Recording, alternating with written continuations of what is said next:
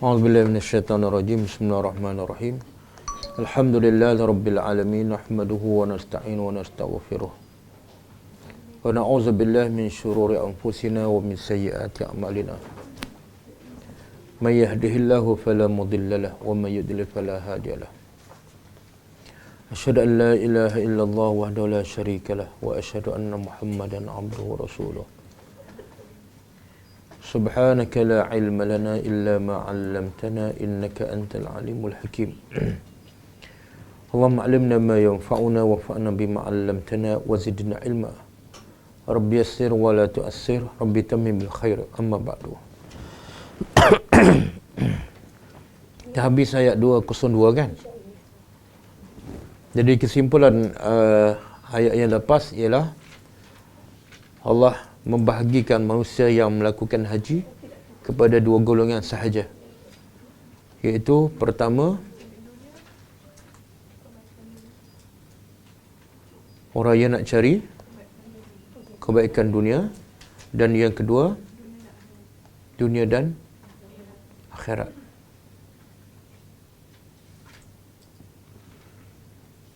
Dan Allah tutup dah, ulaika lahum nasibun, setiap mereka ada nasib, bahagian mereka, mimma kasabu, apa yang mereka usahakan. Wallahu sari'ul hisab, Allah tu maha cepat. Cepat tu ada dua maksud. Pertama, cepat hisab Allah, iaitu tak lama lagi. Walaupun mungkin nak kiamat 1000 tahun, tapi sebenarnya sekejap je. Pepatah Arab berkata, kullu atin qarib, setiap yang akan datang sebenarnya qarib, dekat aja. Kalau kita ingat zaman kita sekolah tadika, sekolah rendah, dengan sekarang dah habis universiti, dah bekerja sampai nak pencen, rasa sekejap ke lama? Sekejap. Padahal dah berlalu berapa tahun. Ada yang dapat cucu pun dah. Dulu dia jaga anak, sekarang dia jaga cucu. Sekejap je berlalu. Siapa tu?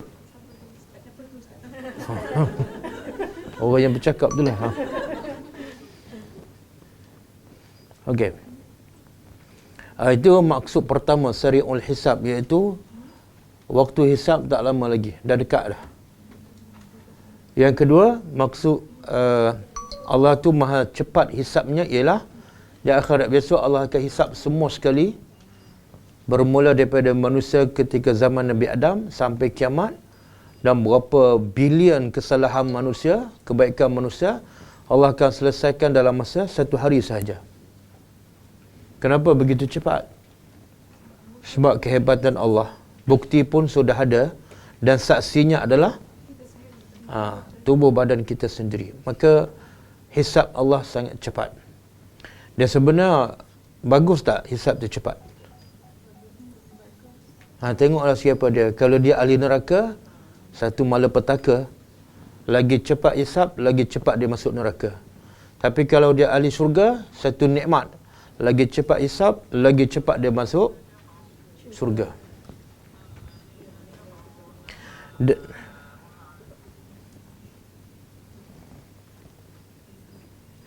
Dan kata ahli tafsir, manusia dibahagi pada dua. Apabila dihisab, dibahagi kepada dua. Pertama, hisab untuk orang-orang beriman. Yang kedua, hisab untuk orang-orang kafir.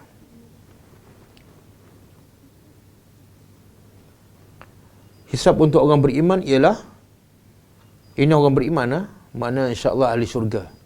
Allah panggil seorang-seorang, bukan di khalayak ramai. Kemudian Allah tanya dosa dia, kamu pernah buat dosa sekian? Ya, kamu pernah buat dosa sekian. Sampailah akhirnya dia mengaku, dan kalau ikut pengakuan dia dan dosa dia, memang dia akan masuk neraka. Tapi akhirnya Allah berkata, qad satartuha 'alaika fid dunya. Semua dosa kamu yang kamu buat dan kamu dah mengaku, aku tutup daripada pandangan manusia di dunia, dan wa ana aghfiruha laka al-yawm. Hari ini, iaitu hari hisab, aku ampunkan. Masuk syurga. Itu hisab untuk orang yang beriman.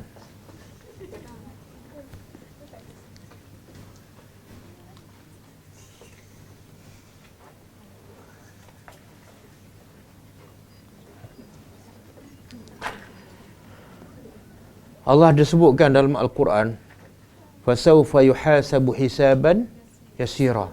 Orang beriman akan dihisab, tapi hisabnya adalah yasira. Tapi dalam hadis yang lain Nabi berkata, man nukisha al-hisab faqad halak. Siapa yang dibicarakan hisabnya, amalannya, maka itu tanda dia binasa, dia celaka. Jadi Aisyah berkata kepada Nabi, kamu kata siapa dihisab celaka, tapi Tuhan kata orang beriman dihisab dengan hisab yang mudah. Nampak macam bercanggah. Nabi kata hisab yasira bukan hisab sebenarnya, dia adalah al-ardu. Al-ardu apa tak? Macam tadilah Tuhan panggil seorang sama seorang, Tuhan tunjuk dosa kita satu persatu, bukan di khalayak ramai, dan tak ada siapa tahu, tak ada siapa nampak. Kemudian setelah dia mengaku, Allah kata aku ampunkan semua dosa ni, masuk syurga. Itu hisab yasirah.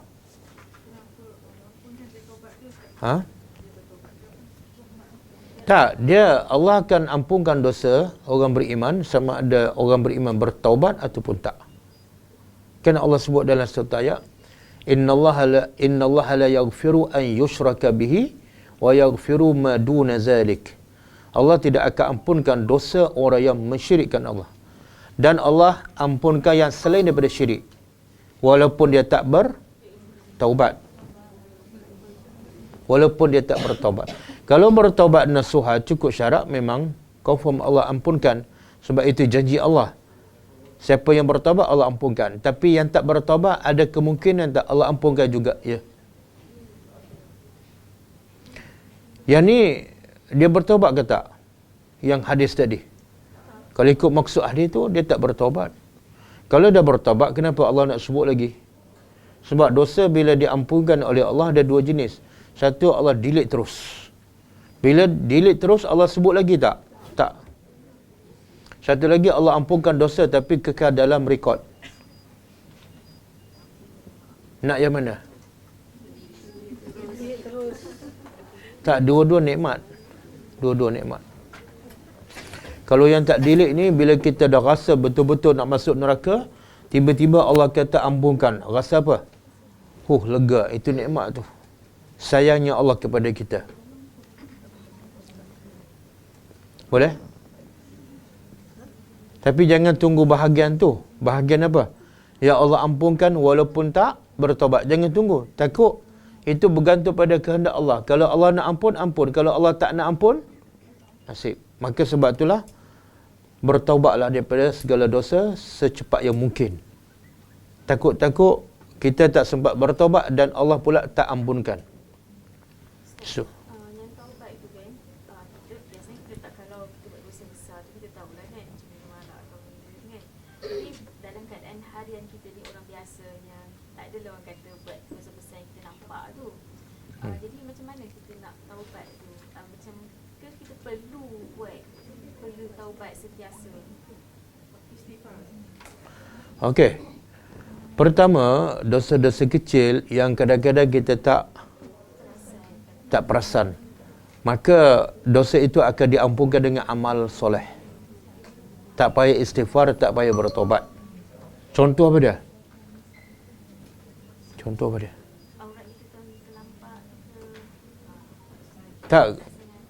Tak sengaja tak berdosa. Sengaja buka. Kalau kita sengaja, dan mungkin kita tak perasan lepas tu, terlupa nak bertobat, kita pun ambil wuduk.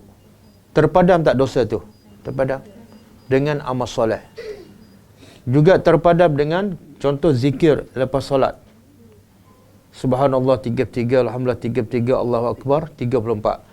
Semua dosa-dosa kecil terpadam walaupun sebanyak buih di laut.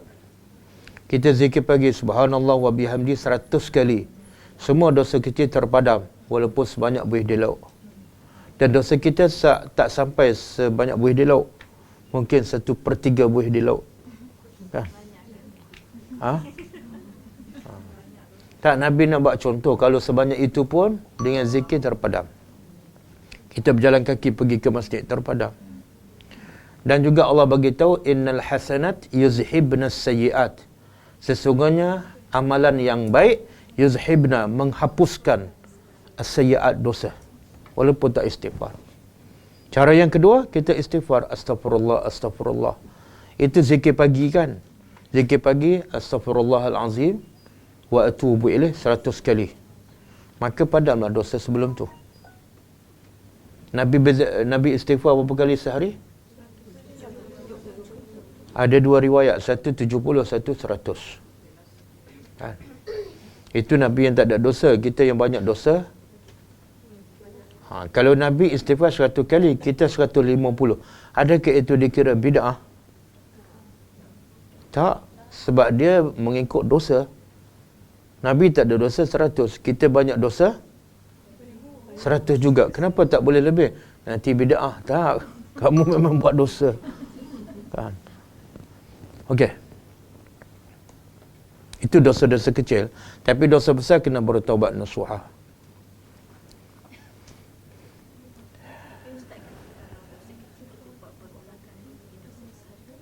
Ha?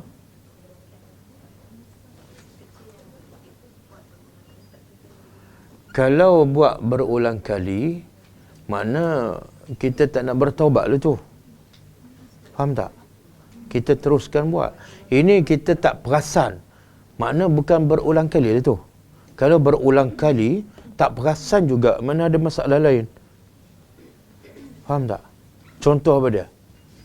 Tiap hari dia membazir. Tiap hari dia membazir. Masak lebih, makan tumpah tak kutip. Dosa kecil tak? Dosa kecil. Tapi dah berapa lama? Sejak dia lahir lah, sampai dia nak pencen. Dosa besar tu. Dosa besar tu. Kalau macam Pak Mubazir kadang kita tak sedar. Kenapa tak sedar? Kan saya dah bagi tahu banyak kali dah. Kadang-kadang kita berwuduk, kita buka paip.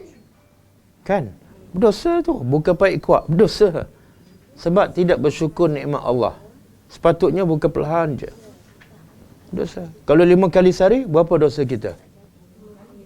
Dosa macam tu. Kalau berterusan, dan kita tak rasa pula berdosa, dia tak akan terpadam dengan amal soleh. Yang terpadam ni dosa kecil, tapi kita jarang-jarang kita lakukan. Bukan berterusan.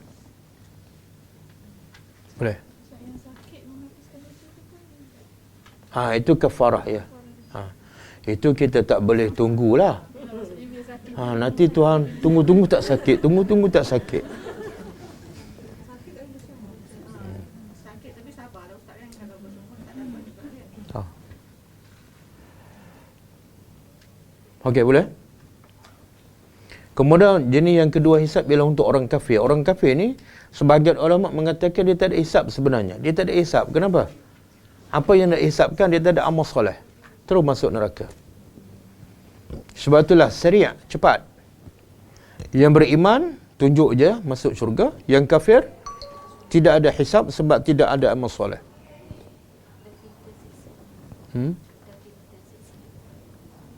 Okey, boleh? Kita masuk ayat 203.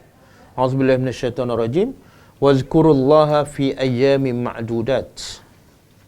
Faman ta'ajjala fi yawmaini fala isma alayh. Wa man ta'akhkhara fala isma alayh. Liman ittaqa.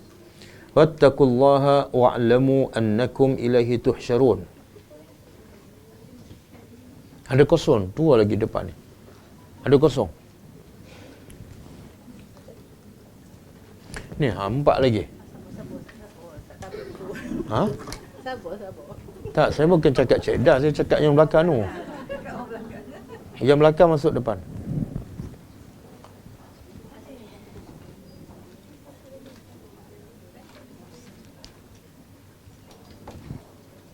Ada depan lagi ni.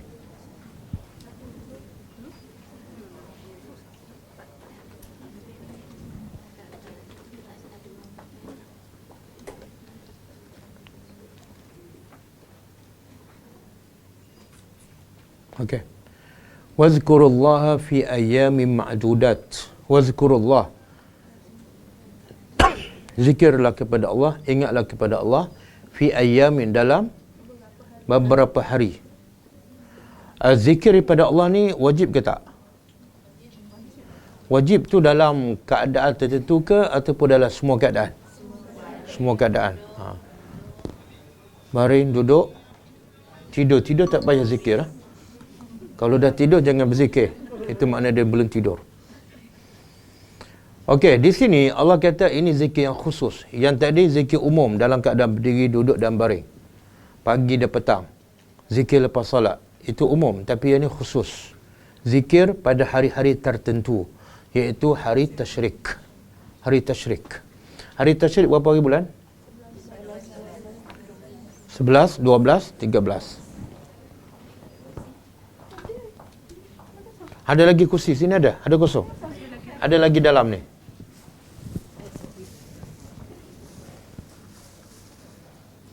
Ada dalam ni.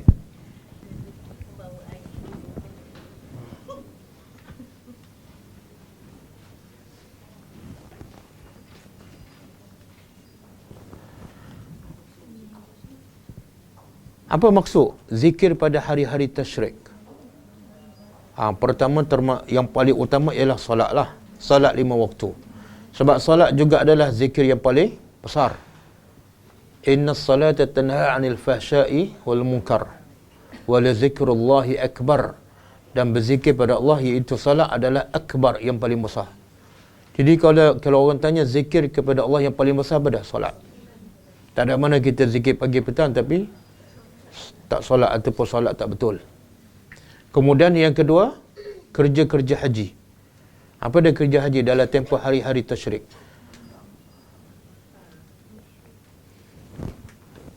Melontar lagi. Tawaf, sa'i. Ni ada kursi dalam. Ada 2 lagi kosong. Ada 3 lagi. Assalamualaikum.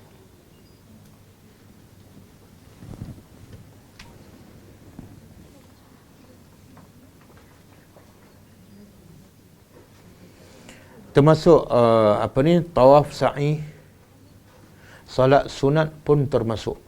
Dalam satu hadis yang sahih, sabda Nabi SAW, "Innama ju'ila tawafu bil bait wa bis safa wal marwah wa ramyul jimar liiqamati zikrillah." Sesungguhnya dijadikan tawaf di sekeliling Baitillah, wa bis safa wal marwah, dan tawaf antara Safa dan Marwah, wa ramyu al-jimar, dan membaling, melontar jamrah, adalah liiqamati zikrillah, untuk menegakkan zikrullah. Makna semua itu adalah zikrullah, melontar, tawaf, sa'i, solat.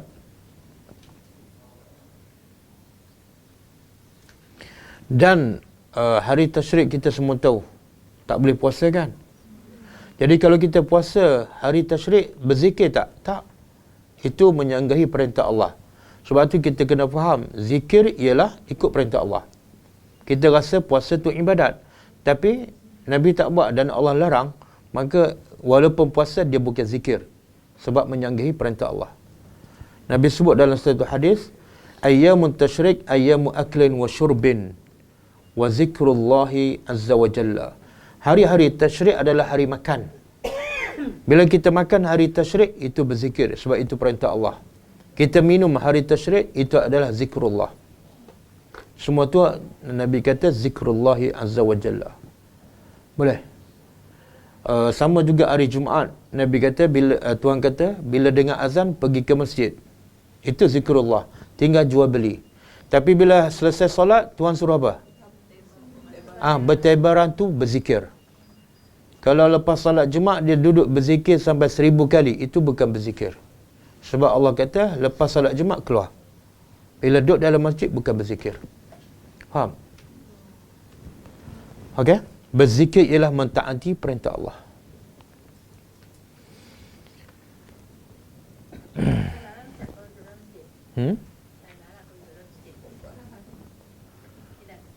Kalau sepatut dia waktu tu dia kena masuk office, kena cari rezeki, tiba-tiba dia duduk, salah lah. Ada kosong. Ada berapa kosong tu? Dua. Apa dia? Kalau tak kerja, Tak ada kerja, pergi cari kerja. Ha?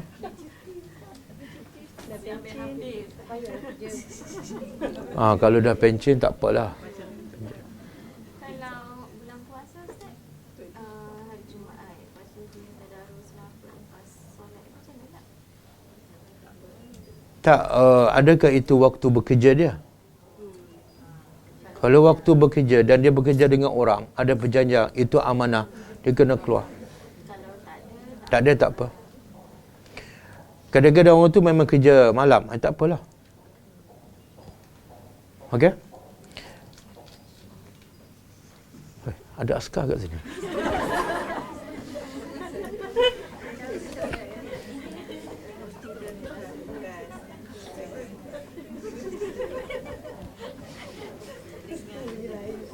Okey.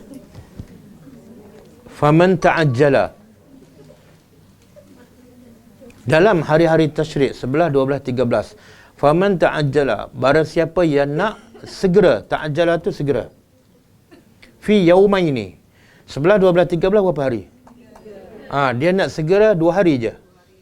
Dia panggil apa? Nafar awal. Siapa biasa buat haji kan? Dia nak balik awal, dia buat nafar awal, itu makna ta'ajjala. Dia tak nak tunggu sampai hari ke-13. Hari 12 dia nak balik dah. Maka Tuhan kata, fala isma alaih. Tidak ada dosa baginya. Itu rahmat Allah. Allah bagi pilihan. Allah bagi keluasan. Tapi syarat dia apa dah? Kalau nak buat nafar awal, nak balik hari ke-12 tasyrik. Apa syarat dia? Dia kena melontar lepas Zuhur, hari ke-12 dan kena keluar Mina sebelum Maghrib. Kalau keluar je lepas Maghrib, tak boleh dah. Kena tunggu hari ke-13. Apa dalil? Tuhan kata, fi yaumaini. Siapa nak segera dalam 2 hari. Hari yang kedua bila berakhir? Maghrib. Jadi kena keluar sebelum Maghrib. Okey. Fala isma alaih, maka tidak ada dosa. Wa man ta'akhkhar. Ta'akhkhar lawan dia ta'ajjala. Siapa yang nak lewatnya sampai hari ke-13, fala isma alaih, pun tidak ada dosa. Saya rasa Jemaah Haji Malaysia semua buat hari ke-13 kan? Tak ada buat hari ke-12. Kenapa? Sebab balik hari 12 pun tak boleh balik Malaysia juga. Dia kan? Lepas tu ada 2 minggu lagi. Yang biasa buat nafar awal ni hari ke-12 siapa? Tak, biasa orang Arab yang negara Teluk tu. Yang datang, dia datang dengan kereta hari ke-8 sampai Mekah. Hari ke-12 terus balik. Jadi 5 hari je. 5 hari je. Dia nak balik cepat. Ya. Tapi dia buat nafar awal ke? Wah. Tapi kelang kabut lah. Tak khusyuk. Okey, wa man ta'akhkhar fala isma alaih. Tetapi dua-dua ni, siapa nak segera hari ke-12 ataupun nak lewat hari ke-13, syarat limanittaqa, untuk siapa yang bertakwa pada Allah. Bukan sebarang orang boleh buat nafar awal ataupun boleh buat hari ke-13. Semua tu mesti asas dia dalam konteks bertakwa pada Allah. Contoh, dia nak buat nafar awal sebab apa? Hari 13 dia nak jumpa kawan dia untuk buat satu perjanjian yang ada penipuan. Maka hukumnya haram. Masa tu dia buat nafar awal, berdosa. Sebab apa? Tidak ada takwa. Faham? Ataupun dia tunggu hari ke-13 sebab nak jumpa kawan dia di Mina, sebab ada perjanjian yang ada unsur penipuan. Maka dia tunggu tu adalah haram. Berdosa. Haji dia sah tapi dia tetap berdosa. Sebab dia tunggu hari ke-13 bukan kerana takwa pada Allah. Nampak tak? Jadi semua ibadat kepada Allah mesti asas dia takut pada Allah, bukan ada kepentingan lain ataupun tujuan duniawi. Sama juga boleh kita kias, kita bila musafir, kita jamak dan qasar. Mesti asas dia bertakwa pada Allah. Kalau kita jamak dan qasar, sebab apa? Tak, lepas tu nak jumpa kawan, nak mengumpat. Lepas ni aku boleh mengumpat panjang. Lepas Zuhur sampai ke Maghrib. hukumnya berdosa. Sebab apa? Asal dia bukan takwa.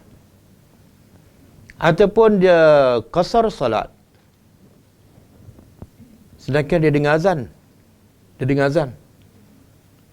Dia qasar kat rumah. Tak boleh tu. Bagi lelaki. Sebab bila dengar azan, kena pergi masjid. Takwa. Takwanya apa dia? Menyahut seruan azan. Boleh. Ustaz, saya musafir, saya boleh solat jamak, saya boleh solat qasar. Tak. Sekarang kamu dengar azan.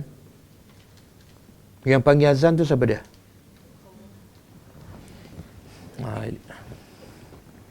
Itulah susah dan besarnya tanggungjawab lelaki. Perempuan tak apa. Bolehkah? Begitu suami, kalau balik kampung, rumah tepi masjid, bila dengar azan, pergi solat di masjid. Itu makna takwa. Tak boleh solat kat rumah, jamak dan qasar kerana nak rehat. Sedangkan kita dengar azan. Kalau kita lalu, Ustaz, lalu kat highway kan, dengar masjid dekat jalan, kena berhenti. Biasa masjid tak ada tepi highway. Adalah kalau tak highway pun jalan biasa, Ustaz. Ustaz ni. Tak, saya nak betulkan fakta. Kalau kerja macam mana, Ustaz? Kena berhenti. Susah saya nak cakap sebab benda jalan biasa lah ni. Jalan biasa kalau kita dengar, sebaik-baik berhentilah. Sebab itulah agama. Agama ni ialah yang nafsu tak suka. Itulah agama. Dan bila kita berjaya melawan nafsu, ganjarannya sangat besar. Berhenti susah tak? Nak ambil wuduk, nak tunggu orang qomak, melewatkan perjalanan, semakin susah, semakin besar ganjaran pahala. Orang beriman, dia bukan fikir susah nak buat tu, tapi dia fikir besarnya pahala. Maka amalan tu menjadi mudah bila fokus dia pada pahala. Tapi orang tak beriman, dia fokus pada apa? Amalan tu senang ke susah? Kalau susah, dia tak jalan. Tak. Orang beriman, dia fikir pahala. Tapi kan kita boleh buat jamak terakhir. Kalau kita dah niat, tak apa lah. Tak, kalau kita dah dengar azan, contohlah dengar azan solat zuhur kan, kita berhenti jamak takdim terus. Sekaligus. Nabi buat jamak terakhir kan? Tak. Dia kebanyakan Nabi buat jamak takhir. Tapi boleh tak kita nak buat jamak takdim? Boleh. Boleh. Bukan mesti Nabi buat jamak takdim, tak. Kebanyakan Nabi buat jamak takhir. Oh, bab tu nak ikut Nabi sangat.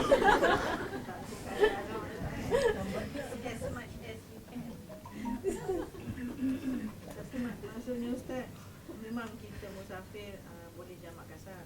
Tapi bila dengan abang, kita masuk dalam masjid maknanya Lelaki. bukan kita lah, Ustaz lah.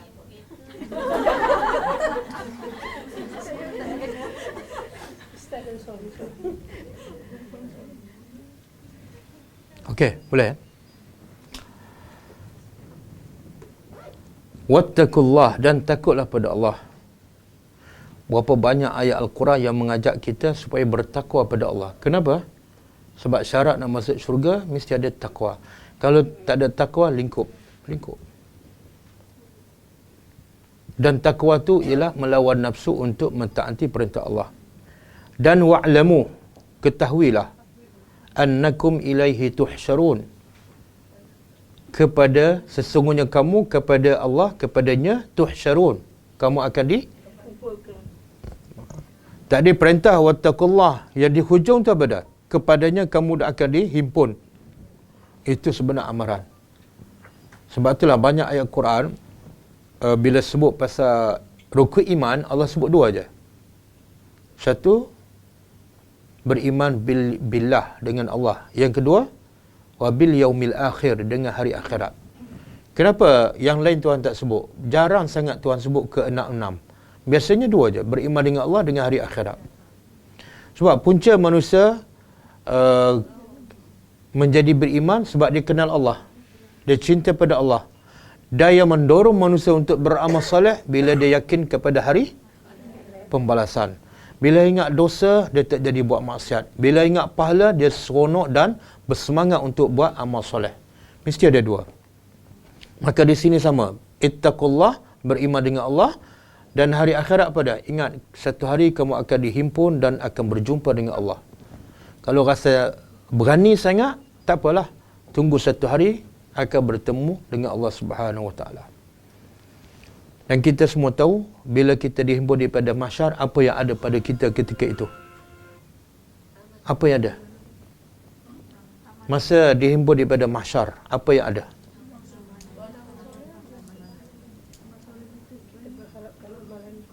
Tak, masa itu tak ada apa-apa. Pakaian tak ada, selipar tak ada. Betul kan? Semua bogel kan? Kenapa Allah bangkitkan di pada mahsyar dalam keadaan bogel? Tak ada apa-apa, selipar pun tak ada. Kalau sama rata, di masa buat haji, semua pakai ihram kan? Sama rata juga tak? Sama rata. Kenapa tak pakai ihram je di pada mahsyar? Supaya juga menunjukkan sama rata. Fitrah datang macam tu. Tak.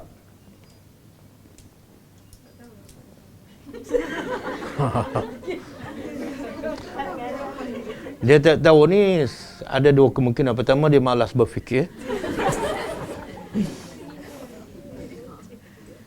Okey, sebenarnya Allah nak bagi tahu ketika keadaan paling kritikal dan sangat-sangat perlu bantuan, ketika itu kamu tak memiliki apa-apa.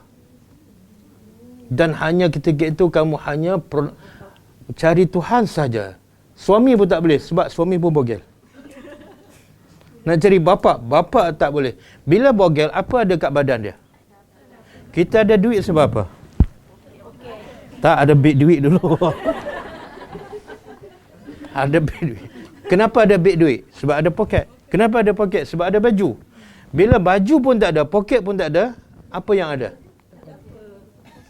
Masa tu yang paling bernilai ialah pahala.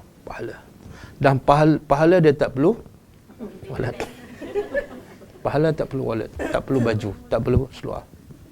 Allah nak bagi tu, ketika itu kamu bukan setakat tak boleh bantu orang, nak bantu diri kamu tak boleh. Macam mana kamu nak bantu orang? Selipar pun tak ada. Kalau orang bogel boleh tolong orang tak?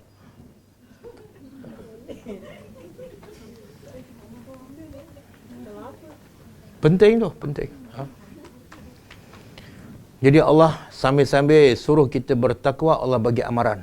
Kalau tak nak bertakwa juga, ingat satu hari kamu akan dihimpun di pada mahsyar dalam keadaan tak memiliki apa-apa. Okey. Kemudian berapa lama kita berdiri di pada mahsyar?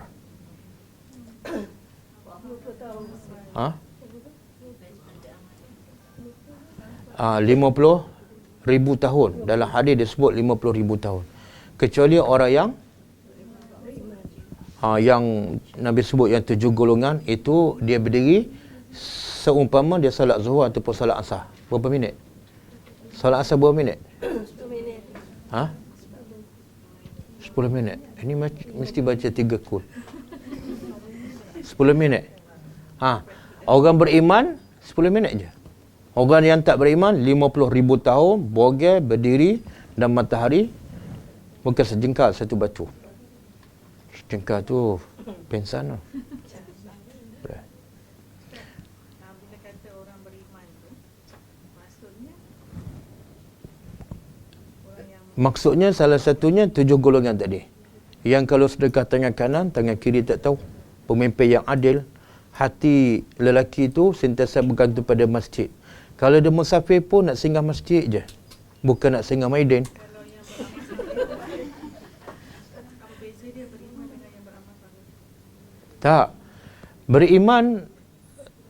Beriman tu dalaman, beramal soleh luaran. Sebab tu Tuhan sebut dua. Wal asri innal insana lafi khusrin illa amanu, itu dalaman, wa amilus solihat luaran. Jadi amal soleh bukti iman yang kat dalam. Boleh? Siapa lagi yang terlepas daripada berdiri daripada mahsyar? Siapa lagi yang mati syahid? Pemimpin yang adil. Yang 7 golongan itulah pemimpin yang adil, 2 orang yang bertemu dan berpisah kerana Allah, yang berzikir seorang-seorang dan menangis. Kalau berzikir ramai-ramai, munajat perdana ramai-ramai, yang lead menangis, dia pun menangis. Itu tak termasuk. Tak termasuk. Sebab Nabi sebut khusus. Man zakarallah khalian, dia zikir sorang-sorang, kemudian fafadat aynahu, dua matanya mengalir. Sorang-sorang. Kalau dia berzikir dalam kereta, sorang-sorang menangis, termasuk, insya-Allah masuk. So, dia tak ada masa pergi pada masyarakat Ustaz. Oh, tak ada. Duduk mana? Tu nanti kita tengoklah, saya tak pasti. Tak apa. Tak. Dia ada daripada masyarakat, tapi tak adalah berdiri sampai 50,000 tahun. Tak adalah panas, berpeluh, berenang dalam mandi peluh, tak ada. Siapa lagi yang terlepas di pada masyar? Orang yang mati syahid. Yang mati syahid, roh dia terus terbang ke dalam syurga. Juga orang yang bertawakal pada Allah. Yang Nabi kata, masuk syurga tanpa hisab. Seksa dalam kubur tak ada, soal dalam kubur tak ada, di padang mahsyar pun tak ada. 70,000 iaitu orang yang bertawakal kepada Allah. Boleh? Semoga kita termasuk orang yang, kalau tak termasuk 7, masuk yang bertawakal pada Allah. Kalau tak termasuk yang bertawakal, termasuk orang yang mati.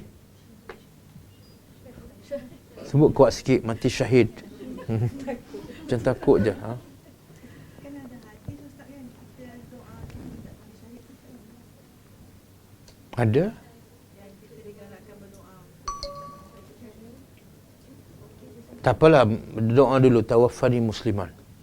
Matikan aku dalam Islam. Okey? Habis. Ayat 204. Wa minan nas. Sebelum ni, dalam haji Allah bagi manusia dua bahagian kan, dua jenis. Pertama yang Rabbana atina fid dunya sahaja. Satu lagi Rabbana atina fid dunya hasanah wa fil akhirati hasanah wa qina azabannar. Dua golongan kan. Sekarang Allah nak bagi juga yang melakukan haji ada dua golongan pula. Siapa? Yang pertama mukmin, yang kedua munafik.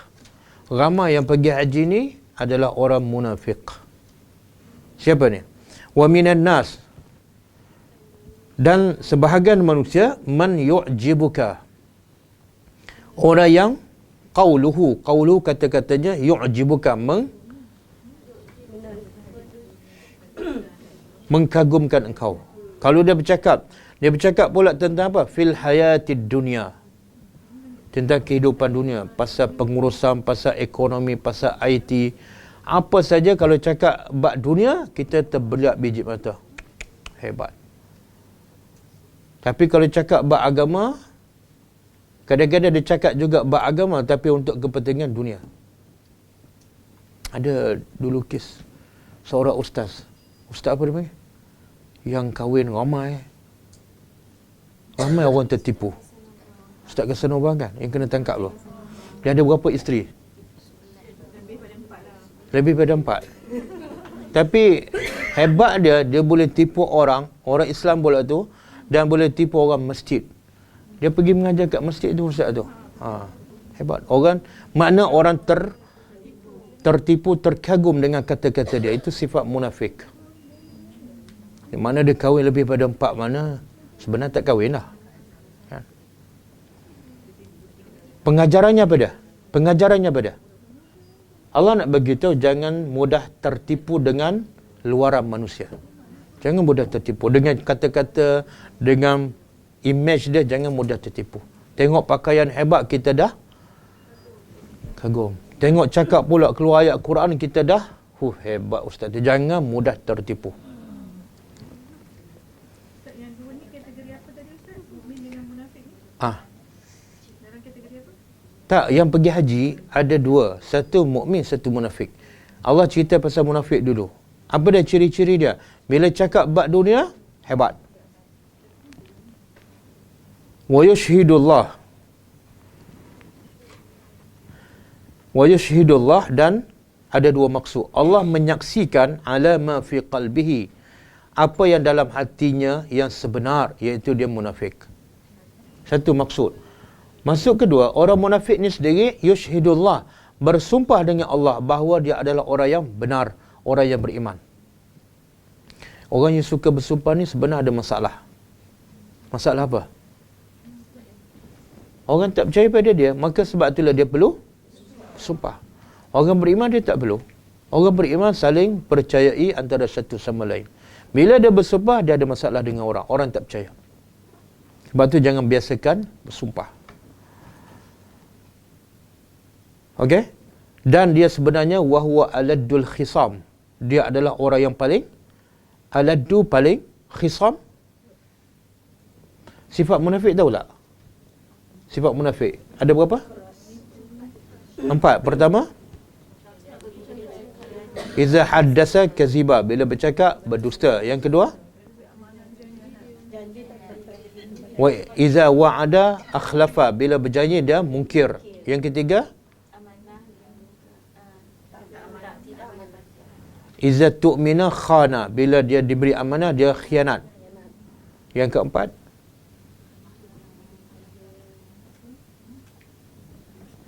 oh ingat 3 je. Ha? Apa dia? Marah tak? Dekat-dekat. Iza khasama, iza fajara, iza khasama fajara. Khasama daripada aladul khisam. Bila dia bertengkar, dia akan buat kerusakan. Dia berlebihan melampau. Itu sifat munafik. Orang beriman, dia bertengkar tak? Tapi dia berdebat tak?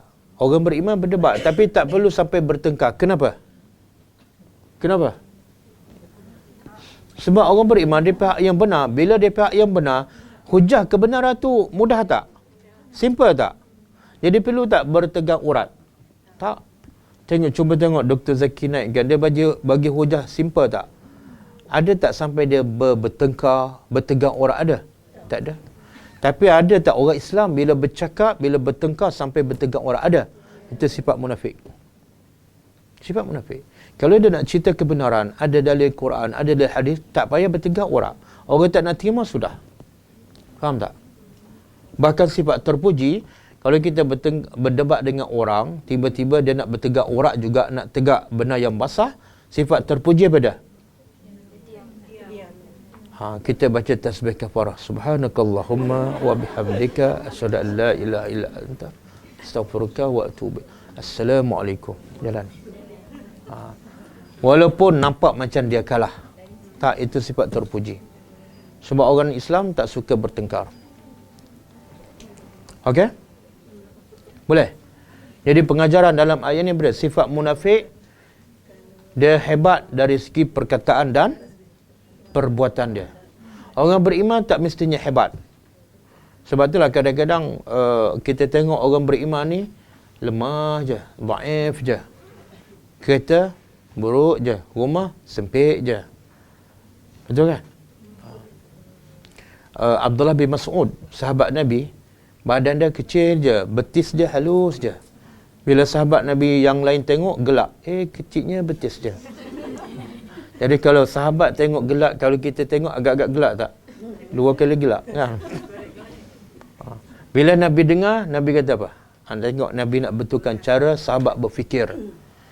Betis Abdullah bin Mas'ud yang kecil ni, yang kamu gelak ni, kalau ditimbang dengan Bukit Uhud. Bukit Uhud tahu tak? Dia bukan tinggi tapi panjang tu. Kalau ditimbang sebelah kanan Bukit Uhud, kemudian sebelah kiri betis Abdullah bin Mas'ud, pasti betis dia lebih berat. Maknanya nilai tu bukan pada betis besar ataupun kecil, tapi nilai pada iman. Dan ada satu hadis Nabi kata, ada di akhirat besok seorang lelaki yang badan dia hebat, tak macam Malik Noh kan? Tapi bila ditimbang dengan satu sayap nyamuk lebih berat daripada dia. Tak ada nilai satu sen pun. Nampak tak? Orang beriman, fizikal dia kadang-kadang nampak tak kuat. Tapi, bila nak berperang, dia ke depan. Kalau orang munafik ni cakap berdegar-degar, badan pula tak. Bila nak pergi berperang, mana ni tak ada. Ramai tak kita tengok, hebat pakaian dia, pakai kod, pakai nektar. Tapi masa solat subuh tak ada. Ramai.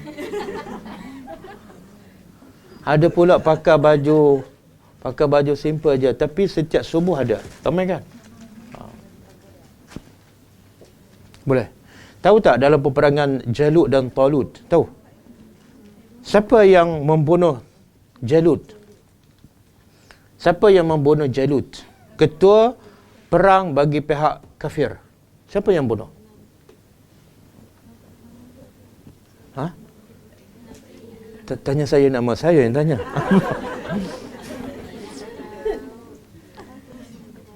Subhanallah, Nabi Daud. Nabi Daud duduk barisan depan. Dan dialah bunuh ketua panglima perang musuh. Tengok Nabi. Itu kehebatan para Nabi. Dia bukan duduk kat belakang. Tapi setengah ketua ni, dia duduk kat belakang. Arah je. Pergi depan, marah ke depan. Lepas tu tengok yang mati, semua pengikut dia. Tak, itu sifat munafik. Orang beriman, nampak badan kecil tapi bila berdepan dengan musuh, dia yang ke depan. Boleh? Ini bukan semuanya nampak hebat ni. Nak tahu hebat, tengoklah di masjid solat subuh. Tengok yang ada tua-tua je. Yang mengantuk. Yang muda-muda, yang ada kereta emas apa, tak nampak. Bukan semua, bukan semua. Okey? Cukup ah? Cukup.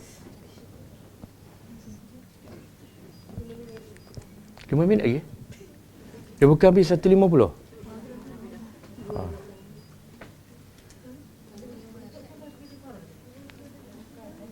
Diorang semua confused kan. Dia rasa dia para ustaz dan ingat dah habis.